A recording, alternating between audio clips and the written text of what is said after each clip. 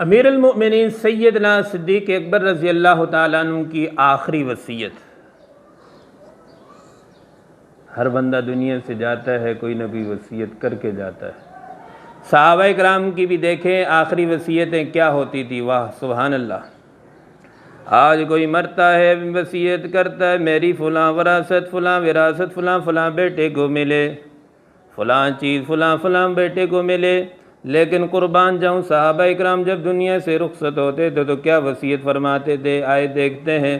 سیدنا صدیق اکبر رضی اللہ تعالیٰ عنہ کی وفات کا دن قریب آتا ہے، آپ رضی اللہ تعالیٰ عنہ آخری وصیت فرماتے ہیں۔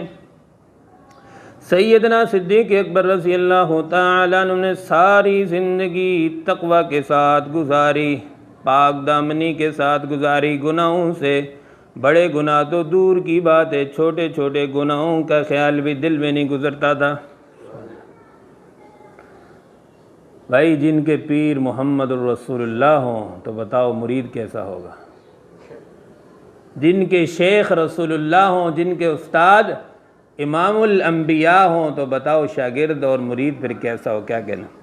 حضرت عائشہ فرماتی ہیں رضی اللہ تعالیٰ عنہ فرماتی ہیں جب آپ کا مرض بڑھ گیا اور آپ پر غشی طاری ہونے لگی، بے ہوشی کے عالم بے ہوشی طاری ہونے لگی، پھر جب افاقہ ہوا تو آپ نے پوچھا رسول اللہ صلی اللہ علیہ وسلم کی وفات کس دن ہوئی تھی؟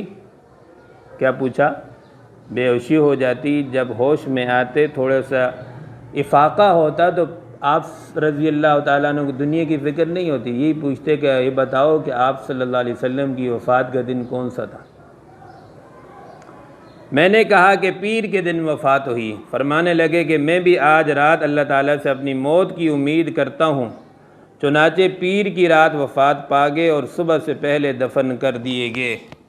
اور وفات سے پہلے بھی یہ پوچھا کہ تم نے رسول اللہ صلی اللہ علیہ وسلم کو کتنے کپڑوں میں کفن دیا تھا؟ آخری وقت میں یاد رکھو کسی کو اپنا ہوش نہیں ہوتا، اور ہر مرنے والا دنیا کی باتیں کر رہا ہوتا ہے، گالم گلوچ زبان پہ ہوتا ہے، تو قربان جاؤں آخری وقت ہے صدیق اکبر کا پوچھ لیں کہ وفات کب ہوئی، کتنے کپڑوں میں آپ صلی اللہ علیہ وسلم کو کفن دیا۔ اماں عائشہ فرماتی ہیں میں نے کہا 3 سفید یمانی کپڑوں میں، ان میں قمیص اور عمامہ نہیں تھا، فرمایا میرے یہ کپڑے دو لینا۔ میں نے کہا یہ تو پرانے، فرمایا میت کی نسبت زندہ شخص نے کپڑوں کا زیادہ ضرورت مند ہوتا ہے، چنانچہ آپ کو 3 یمنی کپڑوں میں کفن دیا گیا، 3 یمنی کپڑوں میں کفن دیا گیا۔ حضرت علی رضی اللہ تعالیٰ عنہ سے روایت ہے جب حضرت ابوبکر رضی اللہ تعالیٰ عنہ کی وفات کا وقت قریب آیا تو مجھے اپنے سر کے پاس بٹھایا، فرمایا اے علی جب میں فوت ہو جاؤں تو مجھے اس ہتھیلی کے ساتھ غسل دینا جس سے آپ نے رسول اللہ صلی اللہ علیہ وسلم کو غسل دیا تھا، مجھے اس جگہ کی طرف لے جانا جس میں رسول اللہ صلی اللہ علیہ وسلم آرام فرما ہے، پھر اجازت طلب کرنا، بس اگر تم دیکھو کہ دروازہ کھل گیا ہے تو مجھے اس میں داخل کر دینا، ورنہ مجھے عام مسلمانوں کی قبرستان کی طرف لے جانا۔ کتنی بڑی بات ہے، سبحان اللہ سبحان اللہ، کیا کہنا صحابہ اکرام کا۔ اللہ تعالی ہمیں بھی صحابہ اکرام کے نقش قدم پر چلنے کی توفیق نصیب فرمائے۔ وآخر دعوانا الحمدللہ رب العالمین۔